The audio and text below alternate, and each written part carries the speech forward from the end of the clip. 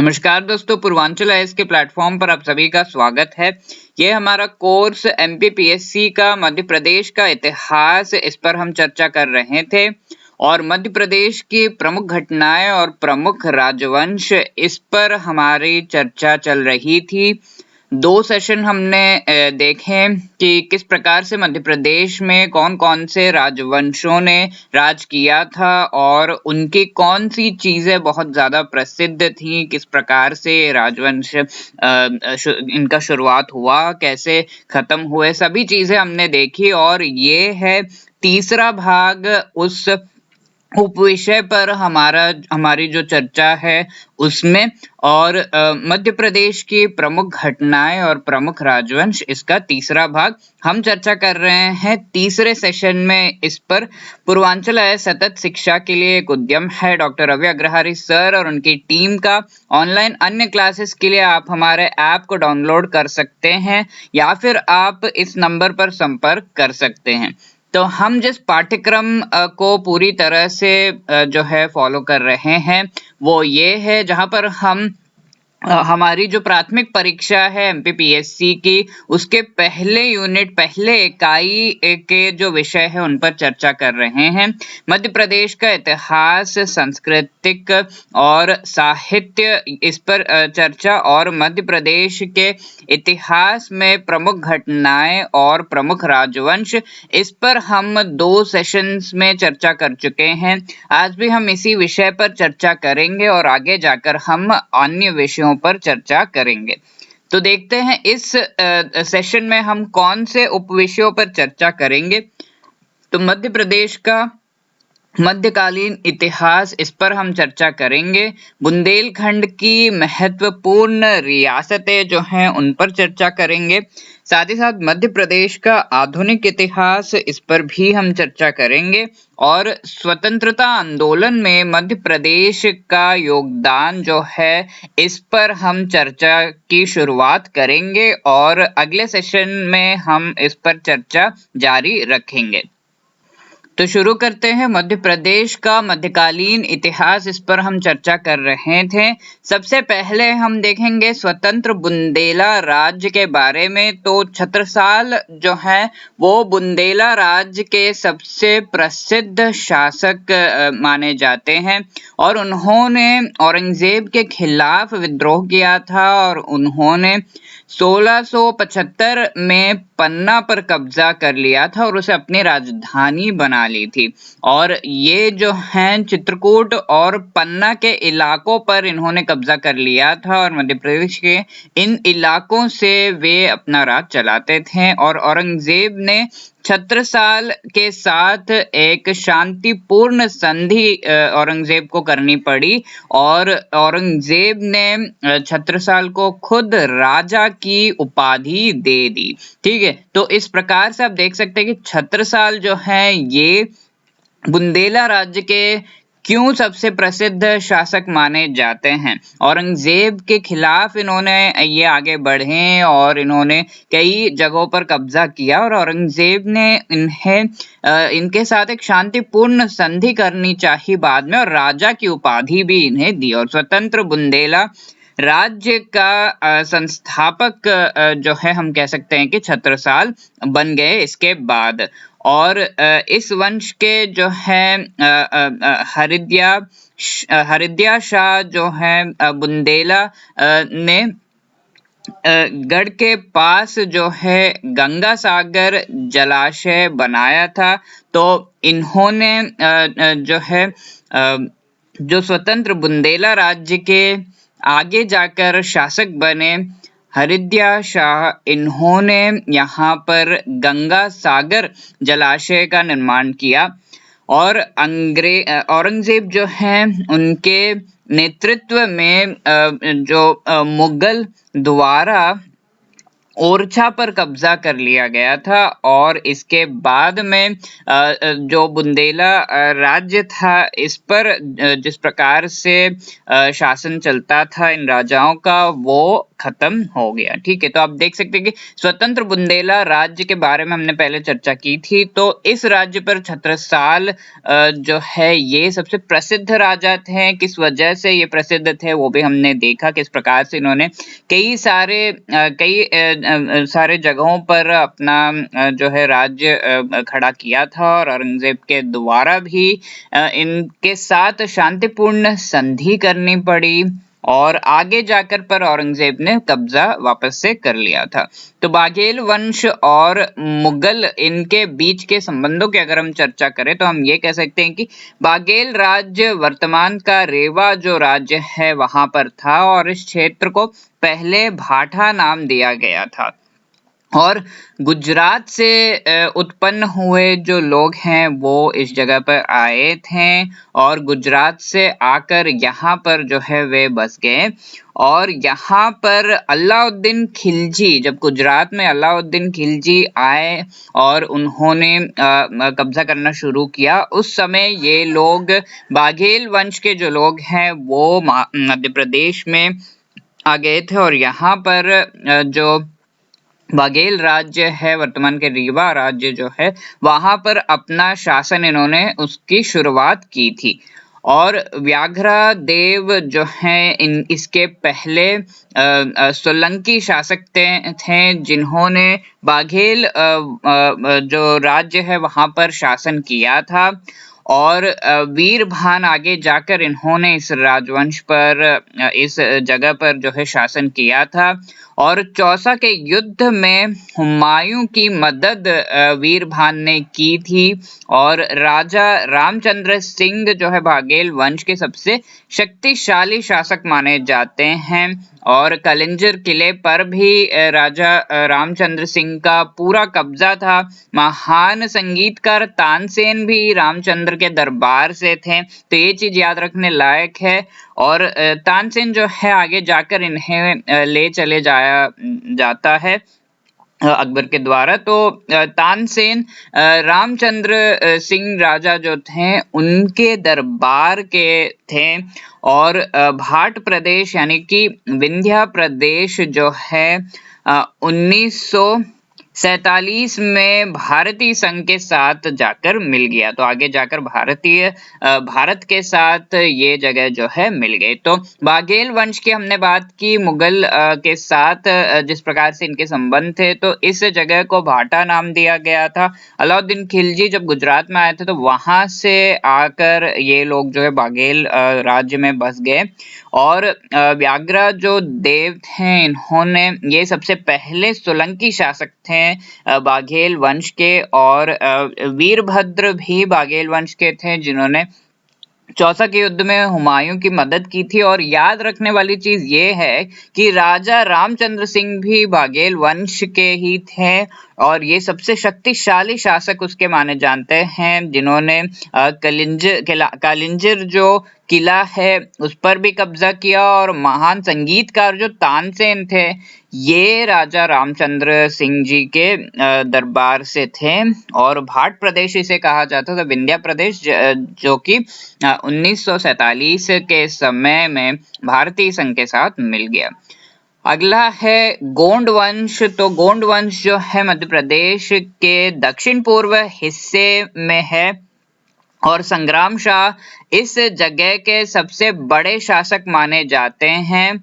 और सिक्कों के शिलालेख में उन्होंने जो है पुलत्सवंशी जो इन्हें कहा गया है, ठीक है, तो इन्हें पुलत्सवंशी कहा गया है। और इनके मृत्यु के बाद इनके पुत्र दलपत शाह जो हैं इन्होंने गद्दी जो है उस पर बैठे। और ये जो है आकस्मिक मृत्यु दलपत शाह की हो जाती है, तो उनकी पत्नी दुर्गावती जो है शासन करने लगती हैं। और अकबर के मुगल जो सूबेदार हैं आसिफ खान ने राज्य पर आक्रमण कर दिया था। तो इस तरह से मुगलों के अधीन ये राज्य हो गया था और अकबर ने आगे जाकर गोंड राज्य को अपने जो है साम्राज्य में शामिल कर लिया था। ठीक है, तो गोंड वंश जिस प्रकार से हमने देखा मध्य प्रदेश के दक्षिण पूर्व हिस्से में है और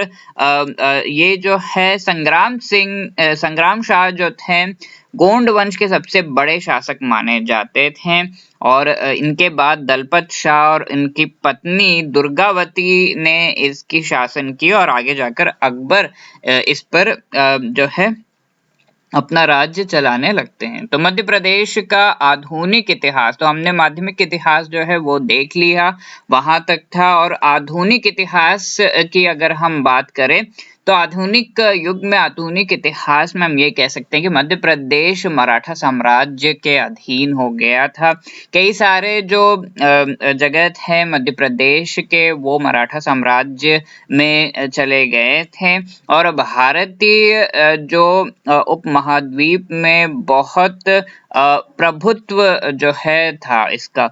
तो बाजीराव प्रथम जो थे इन्होंने इंदौर, ग्वालियर, धार, देवास वरिष्ठ और देवास जूनियर, इसमें जो है 5 अलग अलग क्षेत्रों में जो है अपने मराठा साम्राज्य का विभाजन कर दिया था, जो कि इंदौर, ग्वालियर, धार, देवास वरिष्ठ और देवास थे। तो इसमें से ये कह सकते हैं कि हर एक जो क्षेत्र है वहां पर एक राज्यपाल को उसकी पूरी जो है बागडोर सौंपी थी। उसमें से मध्य प्रदेश में जो 2 क्षेत्र हैं उनके नाम इंदौर और ग्वालियर हैं। तो इंदौर और ग्वालियर मध्य प्रदेश में पड़ते हैं, अभी के मध्य प्रदेश में। और ये जो है यहाँ पर राज्यपाल जो है वो थे उस समय पर, और इन्हें बाजीराव प्रथम जो थे इन्होंने इस प्रकार से जो है इन जगह को अपने मराठा साम्राज्य को विभाजन किया था। तो होलकर राजवंश ये यहाँ पर थे मध्य प्रदेश में। तो इंदौर की स्थापना कह सकते हैं कि इन्होंने की थी और महलवाड़ राव होलकर जो हैं मल्हार राव होलकर तो ये जो हैं इंदौर की स्थापना इन्होंने की थी और यहाँ पर अपना राज चलाते थे। इंदौर को अपनी राजधानी इन्होंने बनाया और महारानी अहिल्या बाई होलकर का विवाह खंडेराव से हुआ था और आगे जाकर रानी अहिल्याबाई ने राज्य पर शासन करना शुरू कर दिया जब खंडेराव का निधन हो गया था। और महाराष्ट्र के चौड़ी जो है इस गांव में रानी अहिल्याबाई का जन्म हुआ था और राजधानी इन्होंने महेश्वर में स्थानांतरित कर दी थी। पहले इंदौर था तो इसे महेश्वर में स्थानांतरित की और इन्होंने कई कुएं यात्रियों के लिए आश्रय, साथ ही साथ मंदिरों की स्थापना जो है रानी अहिल्याबाई ने की थी। और कल्याणकारी इनकी जो गतिविधियां थी इसके वजह से रानी बहुत ज्यादा प्रसिद्ध रहती थी और आगे जाकर इनकी जो है मृत्यु हो जाती है 1797 में। तो इस प्रकार से होलकर राजवंश जो है ये मध्य प्रदेश के इलाके पर कुछ इलाके पर राज्य करता था।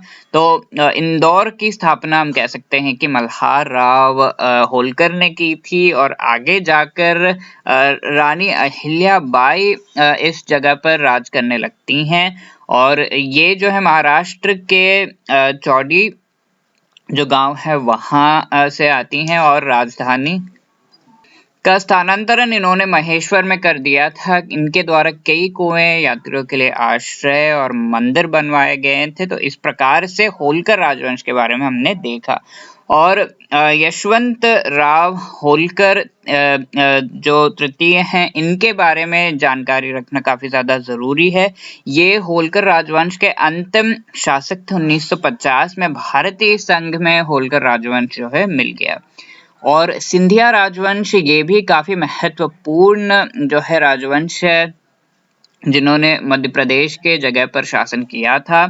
तो राणोजी सिंधिया एक जो है मराठा राज्यपाल थे और इन्होंने कह सकते हैं कि सिंधिया राज्य की स्थापना इन्होंने की थी और कुछ जो क्षेत्र हैं मध्य प्रदेश के सिंधिया राजवंश में पड़ते थे। तो सिंधिया राज्य के संस्थापक राणोजी हैं, इस प्रकार से हम कह सकते हैं। और महादजी सिंधिया जो हैं वे सबसे बड़े सिंधिया योद्धा माने जाते हैं। पानीपत तृतीय 1761 के युद्ध में जो है अहमद शाह अब्दाली के खिलाफ इन्होंने लड़ा था और लोकेंद्र सिंह जाट जो हैं उनको हराया था। ग्वालियर के किले पर कब्जा इन्होंने कर लिया था। ग्वालियर जो साम्राज्य है इसकी नींव भी इन्होंने रखी थी, इस प्रकार से हम कह सकते हैं महादजी ने। और दौलत राव शिंदे जो हैं इन्होंने बसई की संधि और सुरजी जो अर्जुन गांव की संधि है इसके लिए इनके शासनकाल को जाना जाता है, ठीक है। और जानकोजी राव जो हैं ये भी काफी जरूरी एक सिंधिया राजवंश के राजा थे और इनके बाद जो है जय जी राव सिंधिया इन्होंने शासन किया था। और व्यक्तिगत सेना ने जो है जयजी राव जो सिंधिया थे इनके खिलाफ ये खड़े हो गए थे और 1957 में अंग्रेजों के खिलाफ इन्होंने जो है विद्रोह किया था। तो इस विद्रोह में इनकी व्यक्तिगत सेना ने साथ दिया था। झांसी की रानी जो हैं उनके साथ में ये किया था। और ये जो है सिंधिया राजवंश के बारे में हमने देखा तो किस प्रकार से राणोजी सिंधिया के द्वारा इसकी स्थापना होती है। महादजी सिंधिया सबसे बड़े इसके जो है राजा या शासक माने जाते हैं, योद्धा माने जाते हैं। और पानीपत तृतीय का युद्ध जो था उसमें अहमद शाह अब्दाली के खिलाफ भी इन्होंने लड़ाई की थी और लोकेंद्र सिंह जाट को हराया था ग्वालियर के लिए और इस पर कब्जा कर लिया था। ग्वालियर साम्राज्य की नींव इन्होंने रखी और आगे जाकर दौलत राव जो सिंधे हैं इन्होंने बसई की संधि और सुरजी अर्जुन गांव की संधि जो है इसके लिए इन्हें जाना जाता है। और जानकोजी राव इसके बाद जो है शासन किया था इन्होंने और जयजी राव सिंधिया ने यहाँ पर शासन किया था और इनकी जो व्यक्तिगत सेना है उसने झांसी की रानी का साथ दिया और अंग्रेजों के खिलाफ विद्रोह किया। और जब लक्ष्मीबाई झांसी की रानी जो है वो उन्होंने लड़ाई लड़ी थी उस समय इन्होंने भी इनका साथ दिया था और अंग्रेजों ने आखिरकार ग्वालियर के किले पर अपना कब्जा कर ही लिया। और जयजी राव के काल में हम ये कह सकते हैं कि ग्वालियर घराना जो शास्त्रीय संगीत है इसको काफी बढ़ावा मिला क्योंकि वे इस शास्त्रीय संगीत को काफी ज्यादा पसंद करते थे। और जय विलास महल के साथ साथ कमलाराज भवन, उज्जैन का विक्टोरिया कॉलेज वगैरह का निर्माण जो है जयजी राव ने किया था। तो इन्होंने काफी सारे निर्माण कार्य जो है वो किए थे। महाराज माधवराव ने शिक्षा को काफी महत्व दिया था और माधवराव सिंधिया जो हैं प्रथम इनको अंग्रेजों ने सर की उपाधि दी थी और शिवपुरी को इन्होंने अपनी ग्रीष्मकालीन राजधानी बनाया हुआ था। और जॉर्ज जुआची राव सिंधिया जो थे इन्होंने ये जो है अंतिम राजा थे 1900 हम ये कह सकते हैं कि जब हमें आज़ादी मिली थी 1948 के समय में ये जो है भारत के साथ मिल गया, ठीक है। तो सिंधिया राजवंश जिस प्रकार से हमने देखा, जो जयजी राव जो थे, इनके काल में काफी सारी चीजें जो है वो बनाई गई थी। ग्वालियर घराना शास्त्रीय संगीत को विकसित किया गया, और जय विलास महल, साथ ही साथ कमला राज भवन, उज्जैन का विक्टोरिया कॉलेज वगैरह का निर्माण इन्होंने रखा। और महाराज माधव राव ने शिक्षा पर काफी ज्यादा ध्यान दिया था, और इस प्रकार से सिंधिया राजवंश जो है उसने भी मध्य प्रदेश के काफी इलाकों पर राज किया।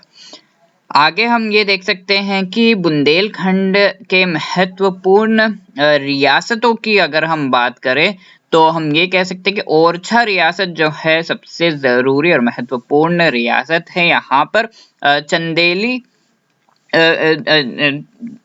चंदेलो जो लोग जो थे, जो राजा थे, उनके पतन के बाद ओरछा को हम ये कह सकते हैं कि बुंदेली द्वारा नियंत्रित किया गया था।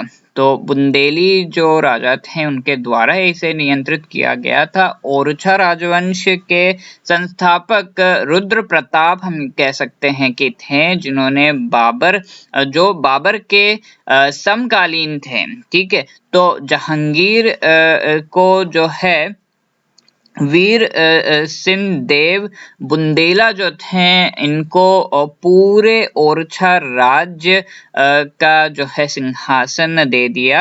और ये हम कह सकते हैं कि जहांगीर की आज्ञा पर अकबर के जो विद्वान थे अबुल फजल, उनकी हत्या जो है वीर सिंह देव ने की थी, जो इस ओरछा रियासत के प्रमुख राजा थे।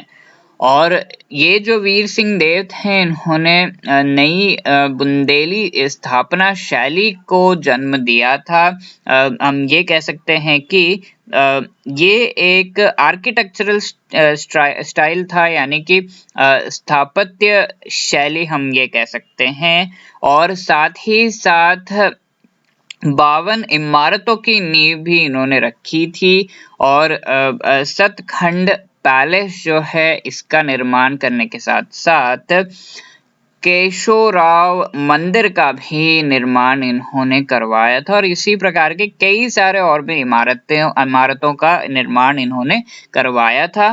धर्मपाल ने सिंधिया के फ्रांसीसी सेनापति को हरा दिया था, और इस धर्मपाल सिंह जो थे, जो कि ओरछा रियासत के थे, इनके 3 रानियां थीं, गराई रानी, लड़ाई रानी और हराई रानी।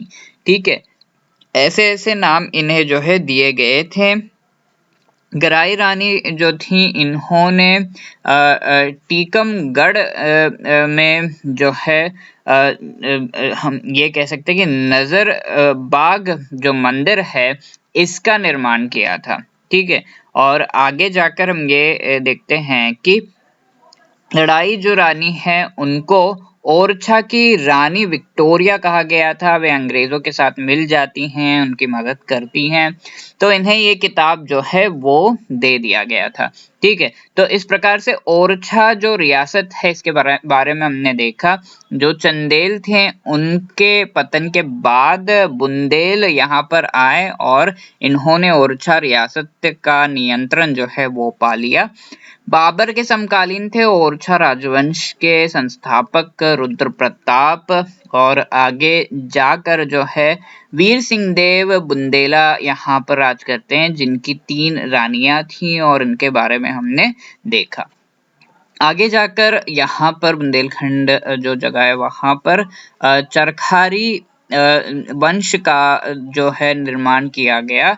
छत्रसाल के पुत्र जगराज ने इस राजवंश की स्थापना की थी, और विजय बहादुर ने जो है इसे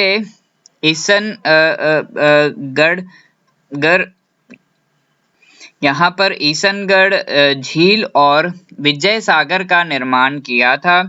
और रंजीत सिंह जो चरखारी वंश के थे, इनके जो पुत्र हैं रतन सिंह, उनको अपना उत्तराधिकारी जो है विजय बहादुर ने आगे जाकर बनाया।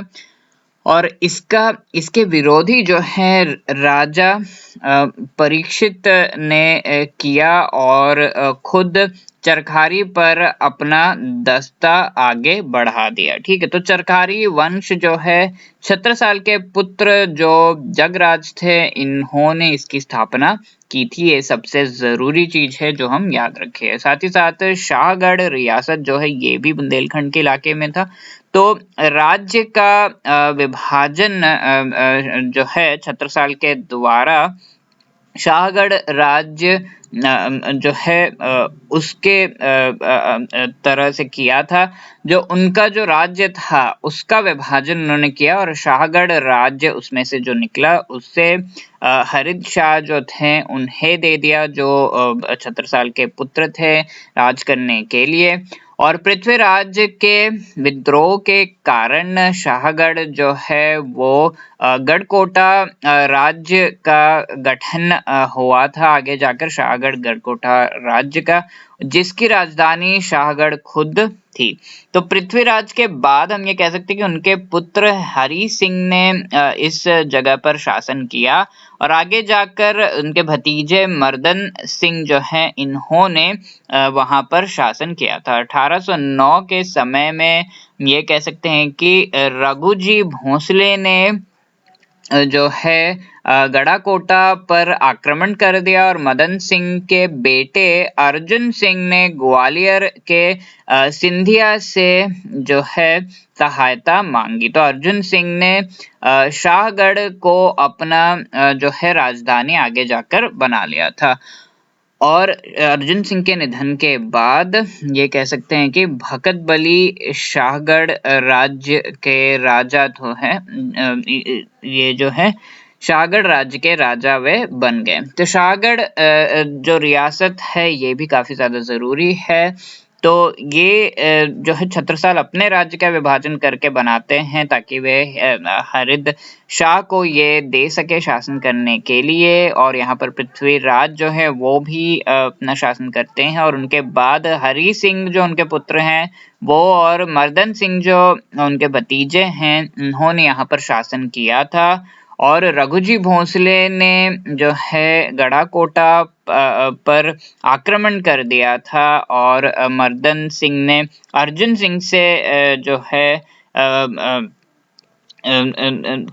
मर्दन सिंह के जो बेटे थे अर्जुन सिंह, उन्होंने ग्वालियर के सिंधिया से सहायता मांगी थी और शाहगढ़ को अपने एक राजधानी के रूप में इसका गठन किया था। और अर्जुन सिंह के निधन के बाद ये कहा जा सकता है कि भगत बली शाहगढ़ राज्य के राजा बन गए। और ये जो राज्यपाल वहाँ के थे गवर्नर जनरल जो एलन बोरो, इन्होंने सिंधिया राज्य पर आक्रमण कर दिया और 1857 की क्रांति के समय में जो है बानपुर के राजा मर्दन सिंह जो थे इन्होंने लक्ष्मीबाई के साथ उस क्रांति में भाग लिया था। भगत बली ने जो है आत्मसमर्पण आगे जाकर कर दिया। आगे हम चंदेरी बानपुर राज्य के बारे में भी चर्चा करेंगे जो कि बहुत ही जरूरी बुंदेलखंड के जगह की थी। और भरत सिंह जो है इन्होंने शाहजहां द्वारा चंदेरी का जो है जागीर पाया था और होलकर और सिंधिया ने चंदेरी के अधिकांश क्षेत्र पर कब्जा कर रखा था। और मर्दन सिंह जो है इन्होंने चंदेरी क्षेत्र को वापस से प्राप्त करने का सोचा और मर्दन सिंह इन्होंने बुंदेला विद्रोही जो मधुकर शाह को पकड़ लिया और इन्होंने हैमिल्टन के हाथों सौंप दिया था। और बुंदेला जो विद्रोहियों की मदद से ही लॉर्ड एल.एम. बैरनी ने सिंधिया पर हमला कर दिया था। तो सिंधिया ने अंग्रेजों को चंदेरी दे दी और भगत बली की मदद से मर्दन सिंह ने चंदेरी पर हमला किया और उसे वापस पा लिया। तो ब्रिटिश सेना ने चंदेरी पर आखिरकार जो है बाद में जाकर कब्जा कर लिया। तो इस प्रकार से चंदेरी बानपुर जो राज्य है तो वो एक के हाथों से निकलते हुए दूसरे के हाथों में जाने लगा। भोपाल राज्य ये भी काफी महत्वपूर्ण राज्य है। यहाँ इस भोपाल राज्य की स्थापना ये कह सकते हैं मुगल सेना में एक जो अफगान सैनिक थे दोस्त मोहम्मद खान इन्होंने की थी, और जगदीशपुर में उनकी राजधानी थी। और खान जो थे इन्होंने भोपाल शहर को मजबूत बनाया और भोपाल हैदराबाद के निजाम के अधीन आगे जाकर हो गया। और मराठों ने भोपाल के युद्ध में जो है मुगलों और भोपाल के जो नवाब को हराया और इसे अपने अधीन कर लिया। और तीसरे एंग्लो मराठा युद्ध में मराठों की हार के बाद भोपाल एक जो है अंग्रेजी रियासत बनकर रह गया, आगे जाकर भारत संघ में ये जुड़ गया। तो ये जो है भोपाल में काफी एक महत्वपूर्ण चीज जो है देखी गई है। यहाँ पर काफी बेगमों का शासन बहुत ज्यादा था। 1819 और 1926 के बीच में हम ये कह सकते हैं कि शाही महिलाओं ने इस भोपाल क्षेत्र पर शासन किया था। तो सबसे पहली जो है उनके बारे में हम देखेंगे वो है कुत्सिया बेगम। तो इन्हें जो है गौहर बेगम भी कहा जाता है। भोपाल की पहली महिला शासक ये बनी और जामा मस्जिद और गौहर महल जो भोपाल में है उसकी स्थापना इन्होंने की थी। इसी प्रकार से सिकंदर जहां बेगम जो है ये कुत्सिया बेगम की बेटी थी, तो अपनी माँ की तरह ये भी इन्होंने भी शासन किया था इस जगह पर, और अंग्रेजों के साथ लेकिन ये जाकर मिल गई और उनके खिलाफ जो भी खड़ा हुआ, महिलाओं के खिलाफ खड़ा हुआ, उसे इन्होंने कुचल डाला था। और मोती मस्जिद और मोती महल का इन्होंने गठन जो है निर्माण रखा था। और शाहजहां बेगम ये भी इनके बाद जो है उत्तराधिकारी बनती हैं। और वास्तुकला के बारे में काफी भावुक रूप से जो है इन्होंने वास्तुकला को आगे बढ़ाया था, और इन्होंने शाहजहानाबाद का निर्माण जो है ये रखा था। और ये जो है कलखुसर जहान बेगम इन्होंने इसके बाद शासन किया था। महिलाओं की जो है जो लोग थे उस समय के वो पुरुषों को ही कुछ मानते थे, महिलाओं को कुछ नहीं मानते थे, तुच्छ मानते थे। तो इस सोच को बदलने में काफी ज्यादा जो है इन्होंने एड़ी चोटी का जोर लगाया।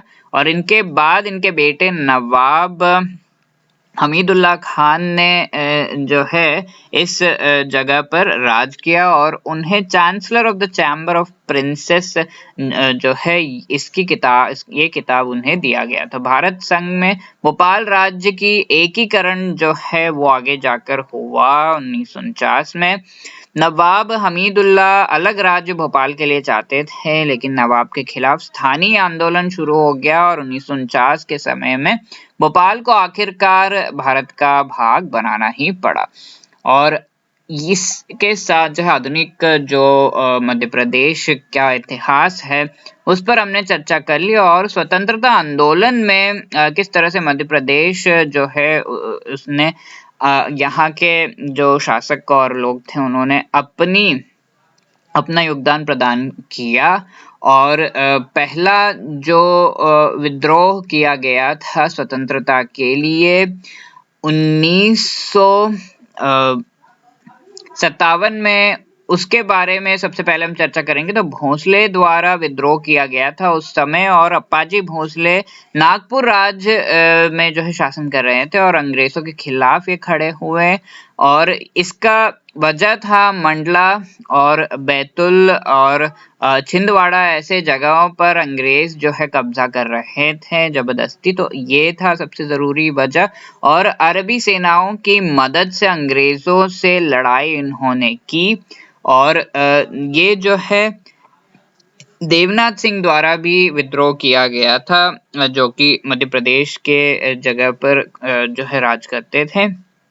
शक्तिशाली जो अंग्रेज थे उनके खिलाफ ये खड़े हुए और ब्रिटिश सत्ता के खिलाफ विद्रोह किया इन्होंने, और उसे दबाने में भी जो है ब्रिटिश सत्ता, लेकिन इनके विद्रोह को दबाने में आगे जाकर सफल हो जाती है। ठीक है, तो इस तरह से हमने स्वतंत्रता आंदोलन में किस प्रकार से मध्य प्रदेश के जो शासक थे उन्होंने अपना भागीदारी निभाया था, उस पर हम चर्चा शुरू कर चुके हैं। इस पर हम चर्चा अगले सेशन में जो है कंटिन्यू करेंगे। धन्यवाद, शुभकामनाएं। अगर आपको और भी कोई चीज पूछनी हो तो आप इस नंबर पर संपर्क कर सकते हैं।